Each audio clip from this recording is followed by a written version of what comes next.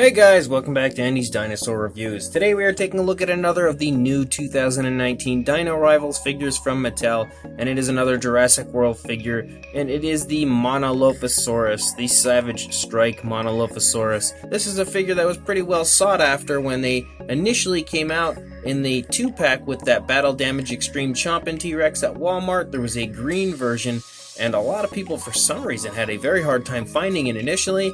I've always found it very plentiful and easy to get a hold of, but I know there was a pretty big demand for that figure at first, and now that that one has kind of moved on, we have moved on to this one, and this is a more reddish brown version that has just shown up at Walmart very recently and is the very first Monolophosaurus standalone release for any of the Jurassic lines, so it's definitely a pretty cool figure in general. So let's go ahead and take a look at the box real quick. We've got again the Rex and Triceratops arguing, and Owen just pretending like he doesn't notice that at all. The Dino Rivals logo, and the back here shows you a little bit of the action feature and some more of the Savage Strike figures down here in the corner.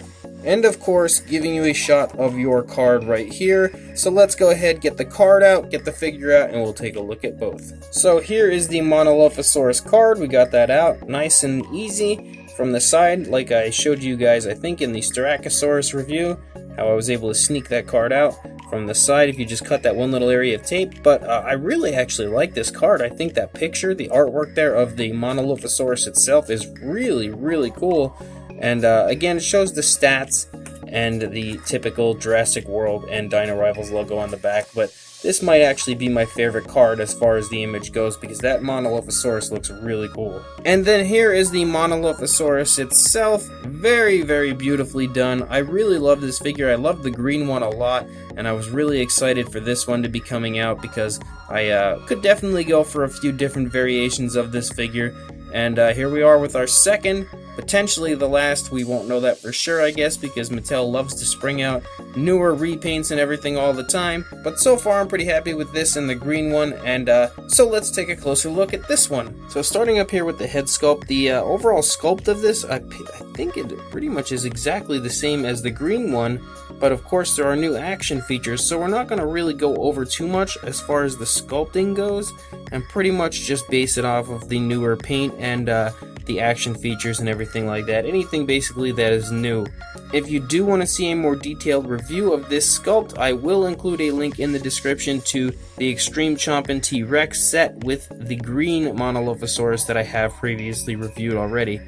But if you take a look at the head, the paint is actually really nicely applied, and as usual, for some reason, when it comes to Mattel, you can see that the head paint here, and the arm paint, and the leg paint, and the tail paint are all a slightly different shade than the body. I don't know why they do that all the time. It's kind of strange, but at least it does kind of give you some variation of color, so I'm okay with it. And in person, they don't really look quite so drastic as far as the difference in coloration, and they don't look too bad here on camera, but it looks a little more defined, I think, on camera than it does in person. I definitely like the coloration. I like this reddish brown, and I think it's really applied very nicely and naturally. I like the yellow up here on the top, on the crest. I think that really blends really well with the coloration overall of the figure. And then you can see that there is some of this dark brown, kind of a little squiggle of a dark brown stripe up here on the snout. But if I'm going to be honest, there are two downsides right off the bat that I can see with the face, and that for one is the teeth.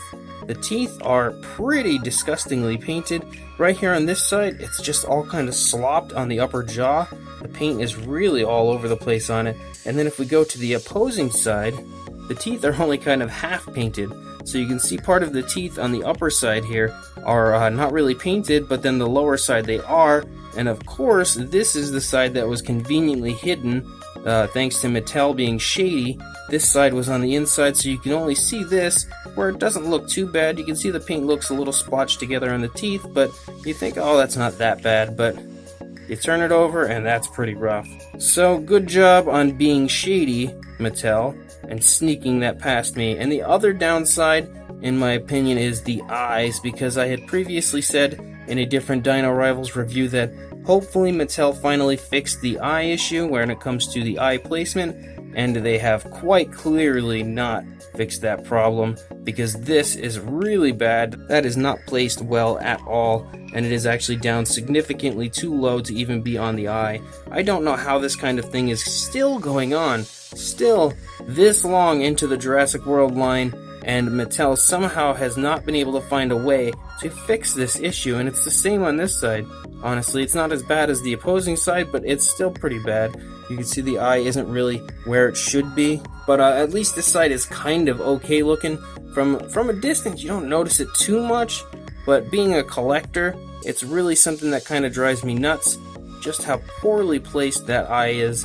So again, Mattel, I don't know what is going on, why you guys are just so impossibly bad at getting these eyes in the right place, and for some reason they just choose not to even attempt to correct this issue, it seems, because this has been going on for so long.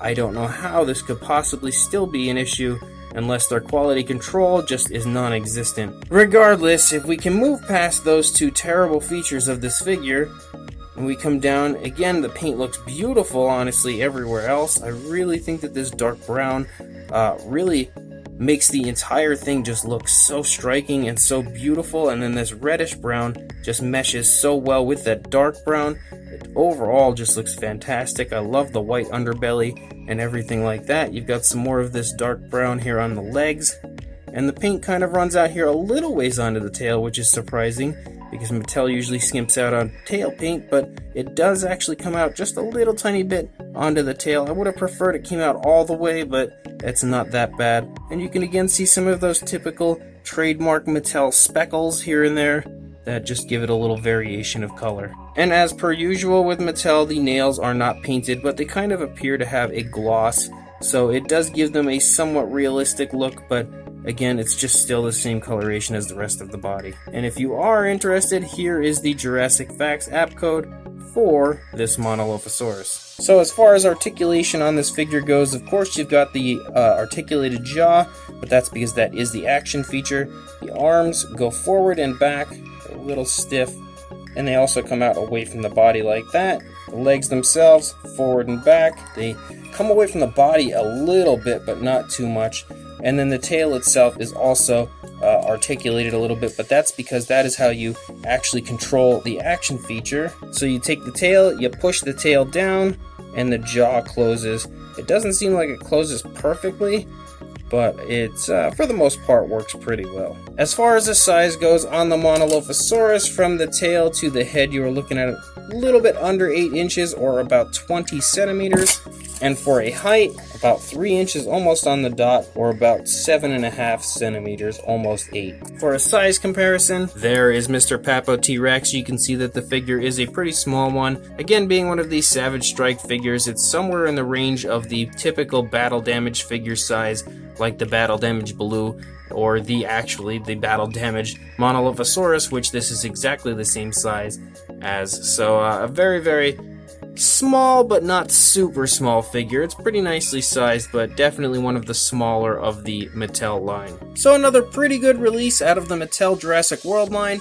I definitely actually like this color scheme a lot better than I like the green one. The green one looks good, but I think this one is a little bit more appealing, and overall is really quite a beautiful, striking look. The unfortunate downside, of course, is the eyes are a little iffy on this one, and it's something that you'll definitely have to check if you do find one of these in store. That would probably be my preferred way to go if I were you, as far as purchasing one, because you want to be able to see your figure ahead of time to make sure that the eyes are placed correctly, and not one of those wonky eyes where the eye ends up on the cheek, or similar to mine where the eye is just down a little bit too low on both sides. If you can find one in store, it's probably a good idea to try to get a hold of it and again see it ahead of time before you purchase it, because this is apparently going to be a figure that is a consistent issue with the eyes. For some reason, certain figures just, I don't know why, they can't get the eyes correct on them.